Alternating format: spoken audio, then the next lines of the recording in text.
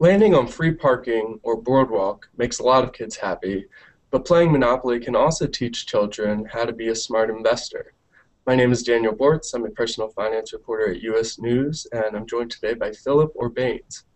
He's the author of the new book, Monopoly, Money, and You: How to Profit from the Game's Secret of Success. He's also been judging the US and World Monopoly Championships for over 30 years. Thanks for being here, Philip. Well, it's great to be with you today, Daniel. So, this is a game for young kids. What age can you start playing this game and really begin to acquire investing skills? Well, I believe it starts from the first time you play it, if you play with adults. So the age of 8 is a great entry point if you're playing with older family and friends. Now, do the people that you're playing with or against, do they have to be good players or competitive? Does their form of play actually affect how much you can learn? Well, as a matter of fact, no matter who you play against in Monopoly, you're going to learn something that you can apply in real life. If you play against a great player, you'll learn secrets of play strategy that will have a parallel in real life. If you play a unruly family member, let's say, or maybe a friend who just wants to have a raucous time, you're going to learn a lot about how to deal with people who are not necessarily harmonious. And that's a great skill to learn too. Right. So either way, you're going to end up with some investing skills. That's right. So the game does involve a lot of making trades with other players. Can those teach you how to effectively negotiate? Yeah, I think that Monopoly is the first and perhaps greatest means of learning how to negotiate for young people. As a matter of fact, it's not wasted either on older people, because if you learn anything in life is if you want to come away with the better end of the deal, you have to treat the person on the other side with respect, and you have to be assertive. You have to make sure that whatever you need is always in the back of your mind. But the other person is going to have to be persuaded. And that's a skill you pick up very quickly in Monopoly if you want to win. And is Monopoly a good way to learn how to evaluate risk when making investments?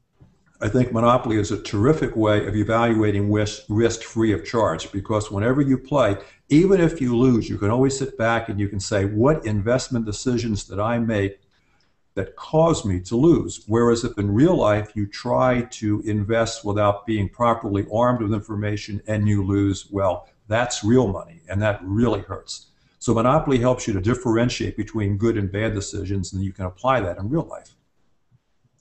And when people play Monopoly, a lot of them don't necessarily take the game too seriously. They're playing with their friends. They're playing for fake money.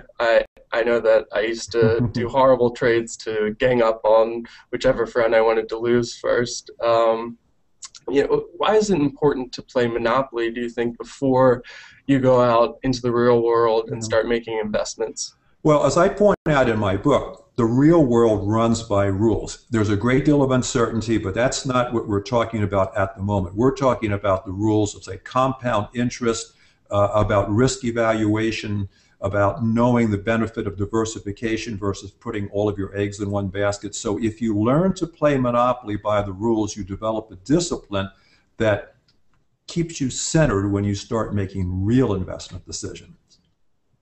And what do you think is the most important lesson about investing that someone can take away from playing the game? I think the three most important qualities would be learning the proper spread of your investment capital, diversifying.